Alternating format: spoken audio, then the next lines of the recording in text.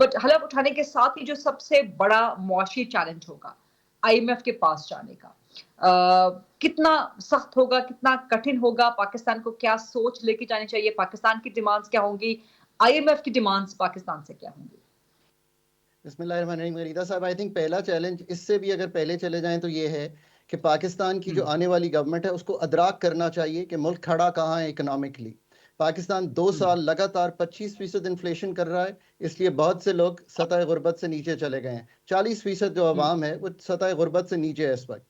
पाकिस्तान इस साल, मैं अभी बहुत ही लेटेस्ट नंबर देख रहा था पाकिस्तान की, आप फाइनेंस की वेबसाइट पे चले जाएं, पब्लिश्ड है, 8,500 अरब रुपए का, यानी कि 30 अरब डॉलर का फेडरल फिस्कल डेफिसिट करेगा। पहले तो अदराक कर लें फंड के पास जाने से पहले कि आप कहां खड़े हैं और फिर फंड आपके साथ क्या करेगा। अब अगर आप इससे जरा डिटेल में चले जाएं तो पिछले साल जो जीडीपी ग्रोथ थी, यानी कि जो इकोनॉमी को बढ़ाना था, वो नेगेटिव हो गया। पाकिस्तान अब भी टेक्निकल रिसेशन में है। मैं ये बात इसलिए कहता हूँ कि टेक्निकल रिसेशन इस चीज़ को कहते हैं कि अगर आपकी मैन्युफैक्चरिंग 2 क्वार्टर्स पे सुकड़ रही हो, पर चलें उम्मीद करते हैं कि ये रिवर्सल हो जाएगा, 2-1% की ग्रोथ होगी। पॉपुलेशन ग्रोथ अब भी अगर 2.5% होगी तो तब भी जो पर कैपिटा इनकम है वो नीचे जा रही होगी। अब क्वाज़ी फिस्कल डेफिसिट्स पे आ जाएं। आपका एक बिजली का खसारा है, जब जनरल मुशर्रफ की हुकूमत छोड़ के गई तो वो 100 अरब रुपए पे था, आज वो 2750 अरब रुपए पे है। गैस का खसारा 5 साल पहले सिफर था, आज 2900 अरब रुपए पे खड़ा हुआ है। अब मैं सबसे बड़ा चैलेंज जो है पाकिस्तान के लिए वो ये है कि जो अभी का स्टैंड बाय इंटरिम अरेंजमेंट है उसकी आखिरी किस्त भी आईएमएफ आपके साथ, जिसको इंटरिम गवर्नमेंट कहते हैं, उसके साथ नहीं बल्कि आने वाली हुकूमत के साथ तय करना चाहता है। So they want to ask them कि आपका माशी प्लान क्या है। पाकिस्तान का एक्सपोर्ट टू जीडीपी रेशियो 8% है। फिर आप आगे बढ़ेंगे आईएमएफ के साथ, पाकिस्तान का इन्वेस्टमेंट टू जीडीपी रेशियो 13.5% पे है, FY23 को क्लोज किया। अब आईएमएफ आपको कहेगा कि अब बताइए कि आप क्या करना चाहते हैं, छोड़ दीजिए कि आईएमएफ क्या कहता है, तो आप खुद बता दीजिए कि आपने आईएमएफ के सामने क्या प्लान रखना है। I think that's the first task that the government has. Abid Qayyum Salari साहब, आप क्या समझते हैं कि नई हुकूमत को हलफ उठाते ही मईशत के हवाले से सबसे बड़ा चैलेंज क्या होगा?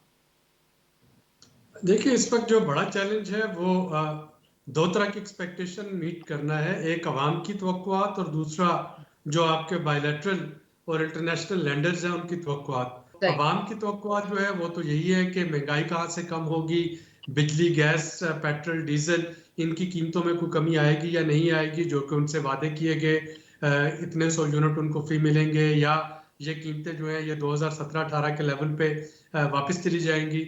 जो आईएमएफ के साथ हमारे एग्रीमेंट होना और वहाँ पे जो नेगोशिएशन है, खाकान ने ऑलरेडी उसकी एक आपको बड़ी तफसील से बात कर दी। उसके बाद अगर मैं 2024 की बात करूं तो इसमें मुझे मैन्युफैक्चरिंग जो है वो तो आपको बहुत ज़्यादा उसमें ग्रोथ नज़र नहीं आ रही है। जिस तरीके से गैस की, बिजली की कीमतें बढ़ गई और जैसे अभी बढ़नी है, या जो इंटरेस्ट रेट अभी तक 22% चल रहा है, तो उसमें मैन्युफैक्चरिंग तो आपकी नॉन कंपैटिटिव हो जाती है। आपका इंपॉर्टेंट पिलर रहता है ग्रोथ का, वो सर्विसेज सेक्टर है जिसमें आईटी और डिजिटल ट्रांसफॉर्मेशन है। और आई मस्ट से कि पिछले 15 रोज से जो कुछ हम इंटरनेट के साथ और सोशल मीडिया प्लेटफॉर्म्स के साथ कर रहे हैं, ये हमारी जो कंपेटिटिवनेस है, या जो हमारे अगर कोई ख्वाब है कि हम यहाँ से आईटी और डिजिटल एक्सपोर्ट्स कर सकेंगे, उसको बहुत नेगेटिवली इफेक्ट कर रही है। ये ऐसा ही है कि जैसे लोड शेडिंग आपकी मैन्युफैक्चरिंग की एक्सपोर्ट को मुतासर करती है, जिस मुल्क में पता ना हो कि कब बिजली चले जाएगी, उसी तरीके से जिस मुल्क में ये पता ना हो कि कितना अर्सा और कब तक इंटरनेट जो है वो बंद रहेगा, वहाँ पे आपको कोई डिजिटल एक्सपोर्ट्स के ऑर्डर जो है वो नहीं मिलेंगे। SIFC की मेंबरशिप में जहाँ पे हमारी सियासी और अस्करी क़यादत मौजूद है, वहाँ पे लीडर ऑफ अपोजिशन को भी लेके आए और वहाँ पे ट्रांसपेरेंटली चूंकि तमाम हकायक जो है मईशत के वो डिस्कस भी होते हैं, वो सामने भी रखे जाते हैं। और आई एम श्योर कि अगर इस तरीके की एक सेंसिबल जो है डिस्कशन हो रही होगी तो हुकूमत को जो एक मच नीडेड सपोर्ट है अपोजिशन की तरफ से वो भी मिल सके। वेरी ऑनेस्टली मैं 3 चीजें कहता हूं, democracy is taking shape, bureaucracy is present, but the technocracy is completely missing in this picture.